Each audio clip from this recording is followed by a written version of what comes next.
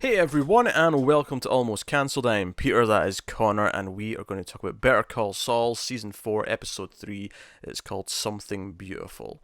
So, full spoilers for the episode, as always. Also, I like how when I said that, it almost sounds like, oh, the title's Something Beautiful, but I don't know what it is, so maybe we'll find out later. No, just me? Okay. Anyway, so we start off this episode. Nacho's plot here is that they're going to try and make, of course, the fact that his buddy died look like a legit thing because they want no one to suspect him, right? They want him to be like an inside man in the Yeah. Salamancas. So, because at first I thought Victor was like doing a test because he put out the road spikes and he drove over Yeah. them. I was like, is he testing something? Is he? Because I was wondering if he was trying to like because later on they said it looked similar to the attacks that Mike did on the truck, and I thought at first right at the start of the episode I thought is he like testing like try to figure out something about that, like try to like see like how what the distance was and try and figure out where the person was or something. I don't know. Like I was wondering if he was testing it in some way. Mm. Turns out what he was actually doing was emulating that attack to then plant the dead body. And they're shooting the it's the they're shooting the car and there's bullet holes everywhere, windshield, and then they make Natural sit in there and they shoot him in the shoulder. And I'm like, okay, right, so they're making this look all very convincing. Although not convincing enough for them, they have to shoot him one more time in the gut just to make it really believable. And I'm like, Yep. if he dies here right now, will Gus not be upset that you've? I don't think so. I think if he dies, well, he's back to where he was, right? It still looks like a hit. They'll still find him So eventually. you're saying he's got the Ivan Drago mentality? If he dies, he dies. Sure. You've not seen I Rocky think Four, so I've not, but I mean, I think it's self-explanatory, right? it's fairly self-explanatory. But I mean, I think for the nuance of the reference, um, Jeez. Nuance for Rocky Four. hey, there's a robot in it. I bet you didn't know that. You're not selling your point. I bet you didn't know that. There's a lot of I did know that. homoerotic training sessions between Rocky and Apollo Creed. It's a delightful film, delightful. I'm not Uh, disputing that. oh no, what was I saying? Rocky 3 had all the homoerotic training sequences. No, 4 didn't have that. 4 didn't have that. Joe really cracks me up is that Rocky 4 is basically now the prequel to Creed, and it's really funny because Creed's such a serious, like, dramatic movie that's really fantastic. But almost a direct sequel to Rocky 4, which is by far the silliest of the entire franchise, with the cartoony Russian villain and the robot and everything else. But I digress. So Nacho's bleeding out, and he calls in help, and the twins show up, and they're kind of analyzing the scene, and they burn the car. They get Nacho in, and Nacho's like, oh, I don't know who did this. It's silver car, maybe. Like, Yeah. very vague in the details. Didn't see who it was. So it all looks very suspicious.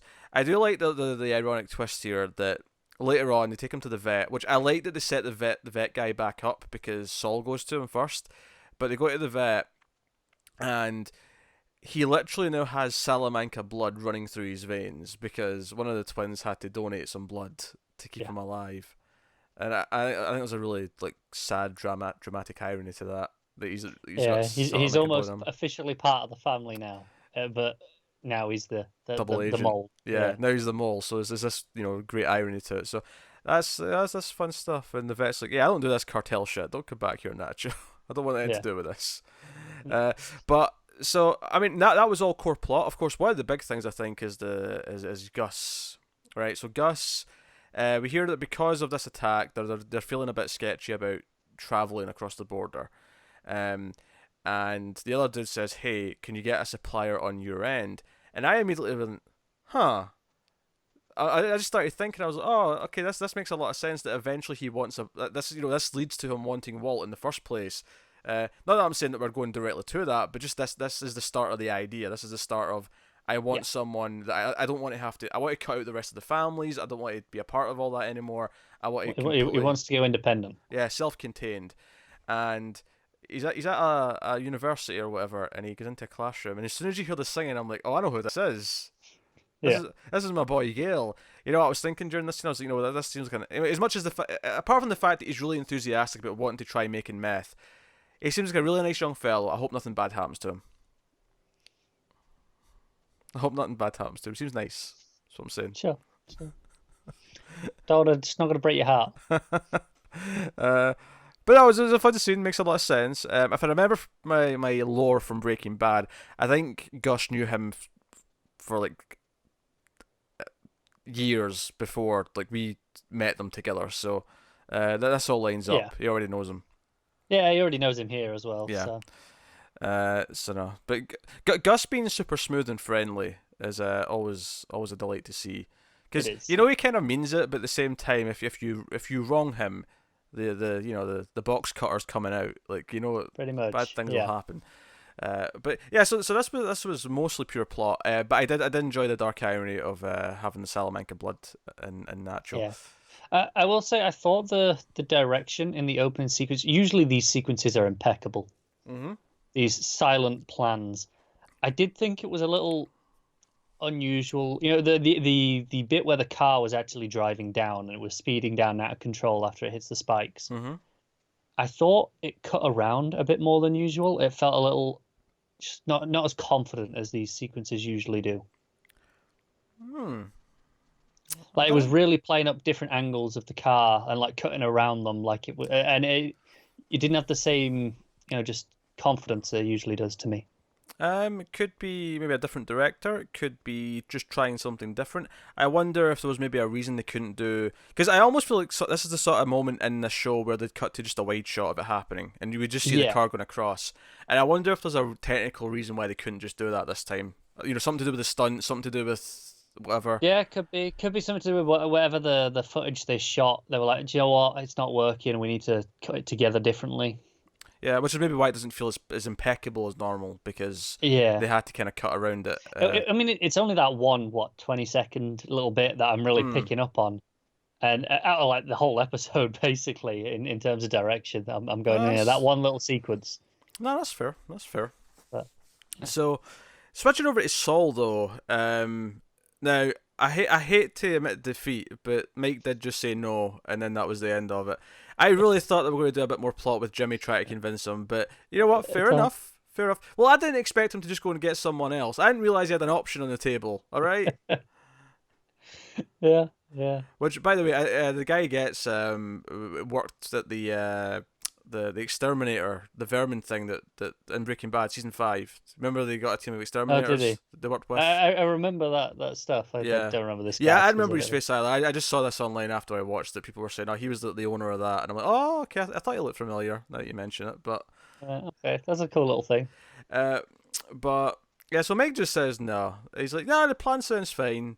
And we find out that Jimmy, because he pulls one like a little statue out, and I'm like, "Wait, he's got one. What happened? Did he already steal it? What's going on?" And he's like, "No, this is almost identical to the other one, but the other one's valuable. This was $20, so let's swap them, and they'll never know it was Yeah. gone."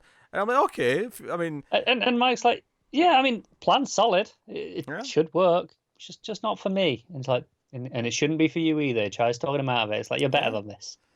Yeah, and he tries to convince him. He's like, "Oh well, if you don't want easy money," and he sort of lingers for a second longer than he should just to see if he'll change his mind. And he's like, "All right, fine." And that's all And you get. Mike's just enjoying his breakfast. Yeah, that's all you get from Mike from this episode. So it's a pretty Mike-free endeavor.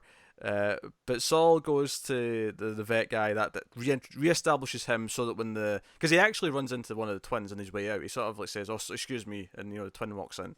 Yeah. So it's a nice little bit of the casual overlap there. But Presumably there, for the other stuff. what other stuff? The twin with the vet. Yes. Yeah, yeah. I'm saying that's why he was presumably there. Oh yeah. Obviously that's why I didn't say it.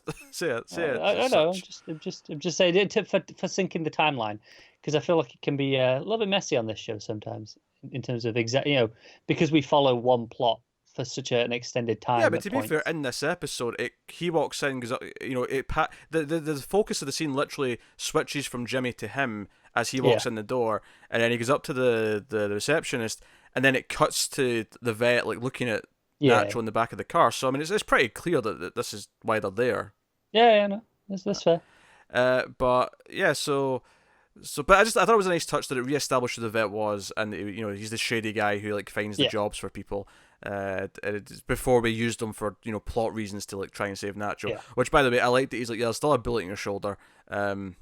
Your metal detectors will go off from now on. You're just gonna have to deal with that. But hey ho. But I also like that he's like, yeah, okay, so I did a smell test to see if your what was it, what organ was it that might have burst? Oh, I'm not sure. Down like the liver way, Yeah, I think it was liver spleen. though.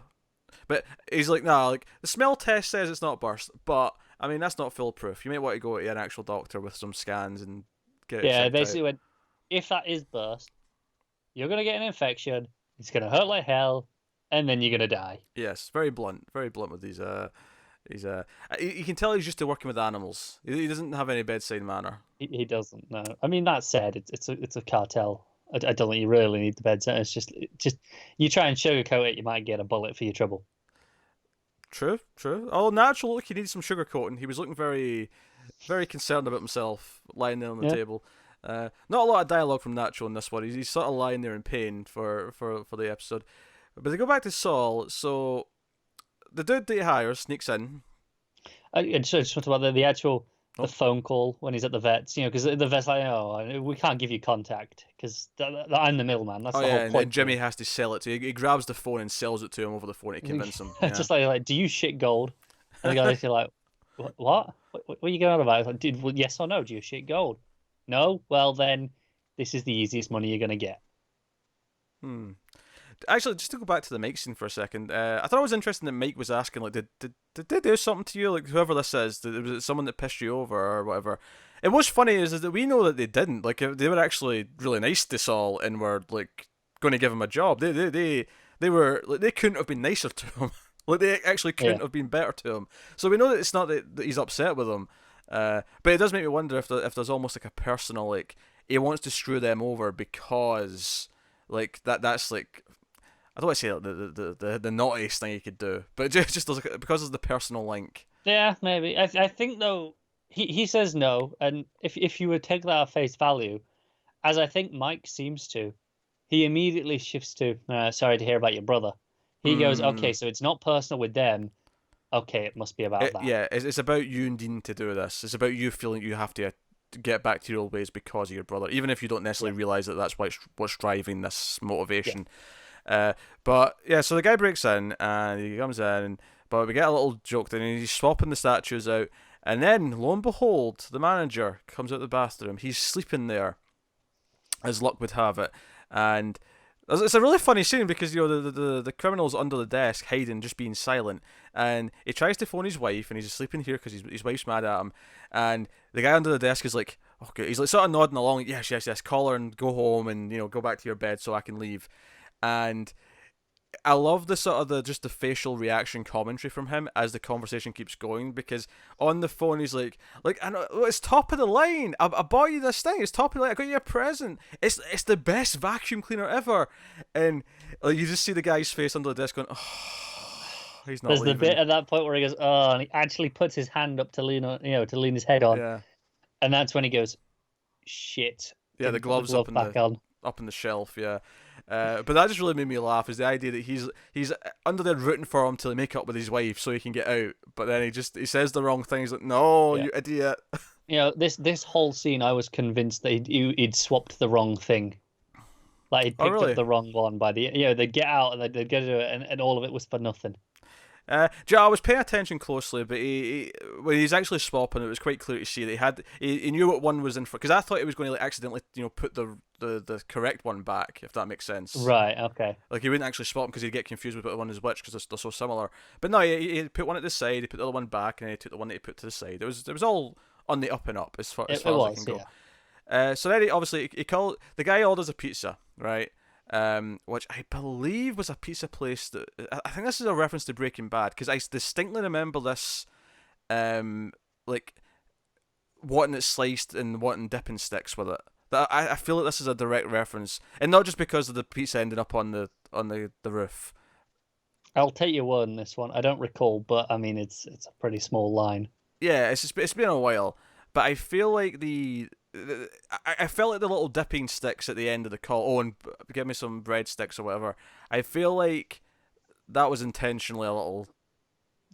It does. Now that you mention it, does sound familiar. Yeah. But then I'm like, have I just heard someone order and gone, oh, and throw in some? No, I think that was a Breaking Bad thing. I think a lot of little connections to Breaking Bad in this one. Obviously, Gale's the big one, but some bigger than others. Yeah.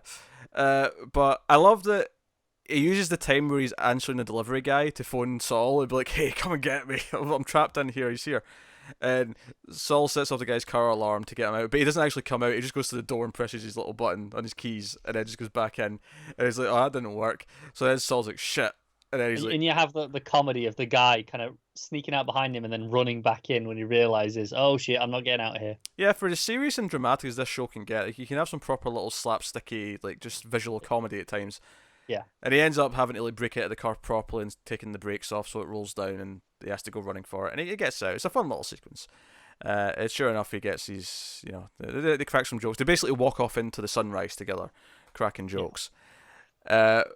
But I think the real meat of this episode comes from Kim. Kim's subplot. Again, yeah. Just a few scenes. She's with him early on, and she ends up going to Mesa Verde, and they're talking about expansions and what they're going to be doing, getting paperwork ready for this new place in Omaha. And then the other guy comes in. He's like, "Hey, come and see all the models." And it's like, "Here, this is going to be in this city, and this is going to be in this town, and this is going to be this." And like the sound kind of drowns out, and Kim's just kind of staring at all the buildings and like. I feel there's more to read into here, but I think at least a base level, this is, oh crap, this is going to be years and years of work, like what I'm doing for them right now. Yeah, I think she's in deeper than she realized. Yeah, this is a long ass commitment. This is, as soon as this one's done, we're going to have other branches to start planning for, and so on. And I think if you want to be a true optimist, the easy way out for Kim in terms of why she's not around is, okay, she has to move to one of these other places to follow up. I feel like that'll maybe still happen, but I'm not optimistic enough to think that that'll happen as a like tearful goodbye. Like, sorry, Saul, I have to go do this. It'll be that like her effectively breaking up with Jimmy. It'll be what lets her make it an easy choice. It'll be like, okay, quite possibly. now I can go do this because I'm. I agree with you because obviously I'm a cynical bastard. I'm just saying if you really want to be optimistic, there's a nice way out here. It's a tragedy. Bad things are going to happen. This is a tragedy. The whole thing's a tragedy. What is? She's got a new assistant. She's got a paralegal that's helping her, who we meet this episode. Who's I was a little like confused because like Jimmy knows her clearly. They're like, oh hi, they're on first name basis already. I'm like, have we met this woman before? Like, I don't recall. No, I don't think so. I think this is just a new addition. It just seemed weird that okay, we're already on first name basis, and there was no point of introduction before this. I assume she's been at the house. Like, if this has happened in the last week, I assume she's because Kim is working at home. I assume she's been there, and that's why she knows Jimmy. I mean, it makes sense. It does. But as she's leaving, she has this moment where she zones out, and she was like telling the paralegal, "No, I'll do the first draft of this document, and then you can proof it." And at the end, she's like, "No, you know what? Second thoughts. You do the draft, and then I'll overlook it and make sure it's up to snuff." But she sort of zones out again, and she's like, "I'm gonna go down to the courthouse." And she's like, "Oh, I didn't realize you had an appearance at court today. I'd prep things and done my job." He's like, No, it's not nothing like that. I'm just going to the courthouse for something." And we never actually see her go to the courthouse. And there's some interesting speculation as to what she did at the courthouse, and I actually agree with one of them because of something I picked up on in the last scene that actually links up with the theory. So she does that, and then we go back to the rest of the plot with everyone else. And then the next morning, after his great heist of the statue, Saul's up early, or he's kind of tired. He's up late rather. He's up late. Yeah, that's the point. He slept in. They're like, "Oh, you slept in." It's like, "Yeah, because you were out till like 4 a.m. stealing statues." And I think it's worth noting that Kim looks a little suspicious. Like, I think she woke up at some point and knows that he wasn't in bed, right? Yeah, and I feel like she's not suspicious in the sense where she's like concerned that he's up to no good. Or at least she maybe just assumes he's up to no good, but she's concerned not because she's just mad at him for like reverting to his old ways. No, I think it's just that he didn't tell her. Well, more specifically, I think it's because she's worried that he's doing whatever he's doing because he's repressing his feelings about Chuck. Yeah. Right. So she's worried on an emotional level of why he's leaving in the middle of the night, not because necessarily what he's actually doing specifically. Yeah. And paralegal leaves.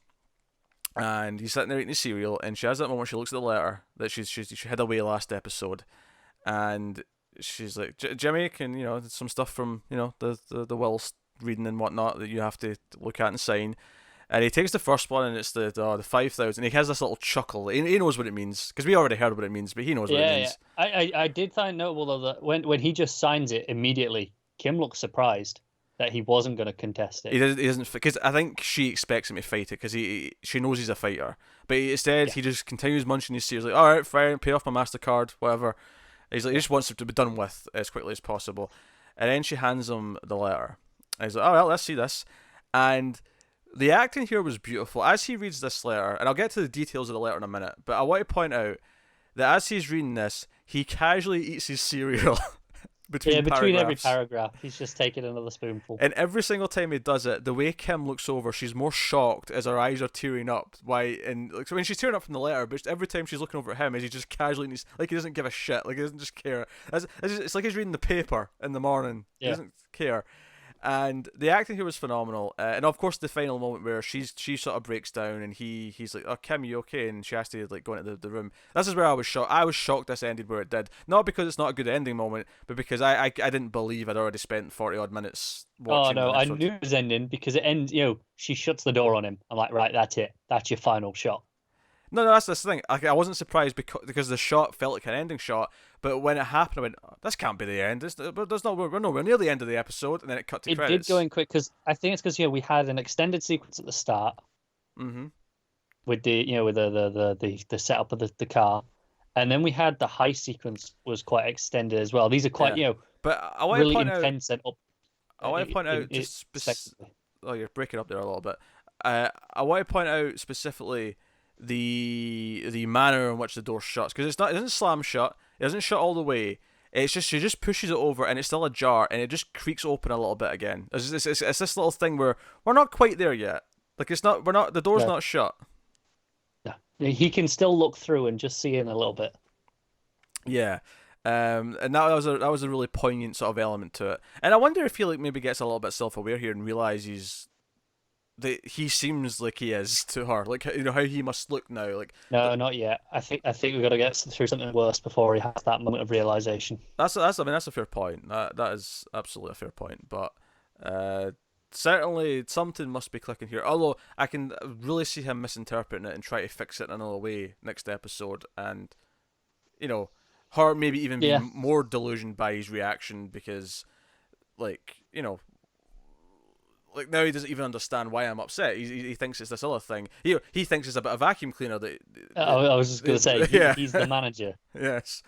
But the detail that really stuck out to me in the letter was because Jerry mentioned it wasn't dated, and then when he was reading it, Chuck was speaking as if this was written before the events of, say, the past 2 or so seasons. It sounded like Chuck was still at HHM, and he was working his way up. And because that's I'm proud that you worked through HHM and you're a part of the family and the company. And the theory online is, which links up with me noticing this particular detail, where this is written at least 2 seasons ago, is that when Kim went to the courthouse, that she actually got an older copy of his will, because that would be on record. Yeah. And she maybe got an old letter and either threw out. I don't know if she read the newer one that maybe was awful, assuming this is correct. And but I agree, because I was suspicious from the moment that he got because he opens it and goes, oh look, undated, and immediately like, okay, so this is older. And Chuck does not seem the sort of man to not update his will. Yeah, no, he would date his will. That seems like something he would do.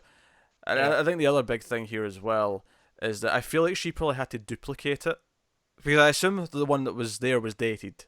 And she's maybe like photocopy. She's probably done what Jimmy did actually when he was forging those documents. She Tipex the will or the date part and photocopied it. But no, I think that's a really interesting theory, and it lines up with the idea that this was definitely written latest mid-season 1, right? Mid to late season 1. That is the latest this could have been written. At best, yeah. So. Yeah, I don't know, I think that lines up with why she gets so upset. It's like she's gone to this effort, and he doesn't even care. Yeah. I think it's worth mentioning that as much as she knows how he treated him, she never actually heard Chuck say the most hurtful stuff. That stuff, from the end of last season where he outright said, how much he cared for him, or lack thereof. and how he's never really felt like a proper brother to him and all the rest of it, and how Chuck didn't seem to care about him. She never heard that stuff, so there's definitely different information here in terms of how, like, she knows to an extent how bad, and we saw her fight for Jimmy in the first episode, so we know she knows a lot. Yeah. She knows more than anyone other than Jimmy, but Jimmy has that extra little bit. And we were wrong a lot last season about it going down in flames then. So I mean, who knows? Maybe in 2 episodes' time, maybe she fesses up about changing the letter, or getting the old one. Maybe he explains what he said to him at some point. Maybe they come to some sort of mutual agreement. Maybe I can see the a good reason for giving him the real letter is maybe to shock him back into reality, because Yeah. he seems to be kind of ignoring the whole situation right now. Yeah, that's kind of the way he's treating it. Like, yeah, nothing's happened, nothing's gone wrong. I think that's why Kim's so concerned, because he looks like he's not dealing with it. Yeah. But I think maybe giving him the real letter would, the hurtful one, might actually just trigger any emotion. Might be a case. If that's how it goes down, I mean, part of me thinks what they can do with the real letter, or the new letter, if you will, is he just finds it at the end of the season, like maybe even after she leaves or something. Like, finds the real one. That could almost be a, or hell, she was trying to hide me from this. Hell, it could. I mean, that could be like a series finale moment almost. Like, how, because we've lost Chuck, and Chuck was such a big part of the show for the first 3 years, and obviously his presence is still being felt, but we'll go move on, and we'll be doing other things, and I almost feel like that's how you get Chuck's voice into the finale in some way. Not literally, but the idea that his presence is then felt again at the end. I think you do it literally. I think you have McKean come in and read it. Oh, maybe, and do a voiceover. Yeah, that'd be a neat way of like bringing him in for the end of the story when it's still relevant. And I think the way that could dramatically work really well is that if this is after Jimmy's downfall, where he has ruined everything, he has thrown everything away, and then Chuck's words just like basically predict that. They just this is what you were going to do all along. Like, I could totally see that being a thing. Yeah, definitely. End of the season, end of the next season, whatever it may be, I could totally see that happening. Or maybe we're completely wrong. We've been wrong before in this show. Often are. We have, yeah. But this was a fantastic final scene, and it's one of those things. I feel like this show often will do these scenes where I don't realize at the start of the scene how much of a big deal the scene is going to be. No, because it starts with, he's waking up and he's coming out for breakfast. Yeah, and then she's eyeing up the letter, and I'm like, oh god, she's going to give him the letter. And you thought she's going to turn, she's going to turn around, she's going to change her mind at the last second, and she just almost, but not quite this time. But now she gives him it. And I think that may be like further proof that she did like go and get an old version. Is that why is she motivated to do this now if she didn't change it? Because before she was adamant that she didn't want to give him it. Yeah, I think part of it. I mean, assuming this is the current new that she didn't change it, a reason as to why could be just guilt. She feels guilty that she hasn't given it to him, and he deserves that. And now he's saying, he struggled sleeping, he didn't get to sleep very well. So she's like, okay, maybe I need to do this so he can start to accept it and move on and just get through it. Yeah. That's the other thing. I mean, she might just believe that he struggled sleeping, so he went out and just passed time because he couldn't sleep. Yeah, people do that. She might believe that. I don't know. But no, fantastic final scene. The acting from both of them, her reactions through that letter, especially every time he took another bite of cereal. It's not really a bite, really, cereal, but a spoonful of cereal. Spoonful, yeah. It's like people when they say eat soup, you don't really eat soup. You drink soup, let's be honest. You do, but I mean, you often have like bread or something with soup, right? And you dip the bread in. Oh, sure. Yeah. I mean, you're eating the bread technically, but the bread is just to facilitate the soup. The bread's there to fill you up, and it's essentially just another spoon until you're out of bread, and then you just go to the spoon. Yeah, pretty much. Well, that's your bread. I mean, I suppose if you got if you've got a soup with a lot of stuff in it, at some point it just becomes a stew.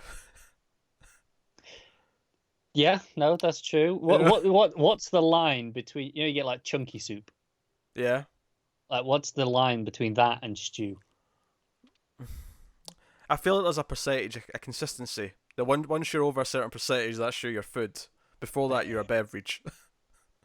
Yeah, maybe. And I know that soup's thicker than obviously beverages. Well, most anyway. Milkshakes maybe notwithstanding, but even that's its own beast entirely. Yeah, Um, some places will put a milkshake on a dessert menu. and most will, I find. Yeah. But sometimes it'll be on the drinks menu, and it's like, well, Yeah. which is it? Is it a drink or a dessert? Choose one. Yeah, should I feel guilty ordering this as my first drink before I've had the meal? Like I went to a place recently that had like it was 40% off food, Mm-hmm. and we got milkshakes, and the milkshakes were on the drinks menu and the dessert menu. So we were like, well, I don't know if I'm gonna get a discount on this. Turns out we did. They went through as dessert primarily. So I was like, Interesting. well, okay, maybe I should feel a bit guilty. Interesting. I know sometimes I've lucked out with. They have the free refills in some places on your most of your soft drinks, right? Yeah. And I maybe just had a milkshake, then get a soft drink first. But then obviously I don't want to have multiple milkshakes. I mean, I'm not I'm not that greedy, so I'll switch to a soft drink. And because it's free refills, I never got charged for the soft drink because they just kind of because everyone else had soft drinks. They They just just kind throw of it on someone else's. yeah. Except one really bad waiter because the same place used to always do this. Except one time when I got this really crap waitress who when I Charged you. yeah when I said, oh, can you bring me a Pepsi or a Coke, whatever it was, she sort of like, oh, a Pepsi or a Coke this time. It was like she really emphasised it, and I'm like, God, she's going to charge me. She's going to do it. I can Yeah. see it in her eyes. Yeah. What a tangent to go on at the end of Better Call Saul. This was a good episode. It was, yes. as is per usual. Went in super fast. These episodes go in silly quick. Like They do. They do. Makes me sad that there's only 10 of them. it does because I mean because obviously Breaking Bad outside of season 1, which was cut off by the writer's strike, they typically had 13 or so, and it depends how you count the last season because it was split in two. So you got like 2 batches of 8, but whatever. Did you get 16 or did you get 2 8s? I think in terms of the way we're discussing it now, you got 2 8s because we're talking about how much are you getting in one sitting. Yeah, like, as in it one airs. go. I would still always call it one season though. I would too. Yeah, it's just AMC being But they were a full sketchy. year apart, right? Yeah, they're pretty much a year apart. Yeah. This is what I say. Anyone who binge watches Breaking Bad, you do not know the pain of that cliffhanger at the end of episode 8 of season 5. Yeah. It was a horrible place to leave it. The year of wait after that moment on the shitter. I mean, god damn it. So yeah, Better Call Saul was great as per usual. What a surprise! I'm shocked and dear. But hey, so the continued breakdown of Jimmy and Kim's relationship, and I think what's interesting right now is I don't think Kim understands yet why he is the way he is, and I think that's when it's really going to start to get heartbreaking. Is when she kind of realizes, especially if Hamlin looks into like how the insurance company found out about all this malpractice, well, not malpractice, you know what I mean, Yeah. his illness, which led to his insurance being raised like tenfold or whatever it was. And then bring the blame right back around. Because I think it wouldn't be so bad. See if Jimmy in that scene when Hamlin fessed this up, that he wanted to fight it and I wouldn't let him. See if he turned around and says, "Well, I feel guilty as well because I might have mentioned that to the insurance company because I felt angry at him." If he'd done it right there and then, I feel like everyone would just kind of accept that there was blame to go around and they could all carry that guilt together and it wouldn't be a big deal. But because he sat there and went, well, you're going to have to carry that burden, aren't you? And then sauntered off with a smirk in his face. Because he did that, now Hamlin gets to come in with like a sword. Lord it over him. Yeah. It's going to go right through his chest. And Kim now finding out is going to be a big deal. It's one of those weird things where, like, even though it was kind of a dick thing that he did, telling them he wasn't wrong to mention it. Yeah. I mean, I think, and it's not like you'd blame him then afterwards for Chuck committing suicide. Like he can never have known it would have led to that. No, of course not. Especially since at the time Saul thought his brother was much better off because he thought he'd had all the electronics back in the house because that was like a surprise when he went to the fire afterwards. Is that all the electronics were back outside? He'd relapsed. Yeah. So. So as much as yes, and a knock-on effect he's to blame, but he didn't specifically like say, "Hey, go kill yourself." Like that wasn't the turn of events. That was never the intention of what happened. Yes. Again, this goes back to to Chuck's wife, right, Rebecca, last season, saying he's mentally ill. What's your excuse? This is he out of anger did something which, without considering what the consequences might be for someone in Chuck's condition. Which, and Yeah. admittedly, I'm not saying that he could have predicted that specifically, but No, but I think it's just important to note that it wasn't malicious what he did. He didn't do it to get back at Chuck. I mean, in a way, he did. well, to get back no, at he him, did it to but- get back at No, Chuck. no, to get back at him a bit, but it wasn't like it wasn't premeditated. Is the point? Well, it wasn't was premeditated, but in that scene last season, as soon as like he gets the idea, it is purely to get back at him because he's No, pissed at okay, him. no, it is, but I think it's not malicious that he didn't go in with that intention. He got angry in the moment and it came out. Okay, I wouldn't say that's not malicious though. I'd say that's, like I say, not predetermined, but he'd still be malicious in the moment. Okay, fair enough. You know, I mean, sure you can say it's a crime of passion, but you know, still malicious. Fair enough. You know, I mean, I'm planning your murder, but like, it would still be malicious if I just snapped at one moment and did it anyway. You can try. I don't need to try. It's already in your system. Anyway, that's the that's the end of this week's Better Call Saul discussion. So let us know what you thought of it in the comments below. Like and subscribe, all that stuff. If you want to support the channel and everything we do here and all the stuff we do, head over to patreon.com/mailedfuzztv. You get some bonuses over there, but most importantly, you get to help us out and get a warm fuzzy feeling for doing so. You can do it for as little as $1 per month, and you can feel good about it. If you can't do that, don't feel bad. Just watch the ads on YouTube. Turn off your ad block. All that stuff does help. And I hope Cor doesn't turn up dead with poison tomorrow, because otherwise I'll be the prime suspect. So You really will, yeah. So thank you very much once again. Keep watching TV, guys. Have you got any vanilla?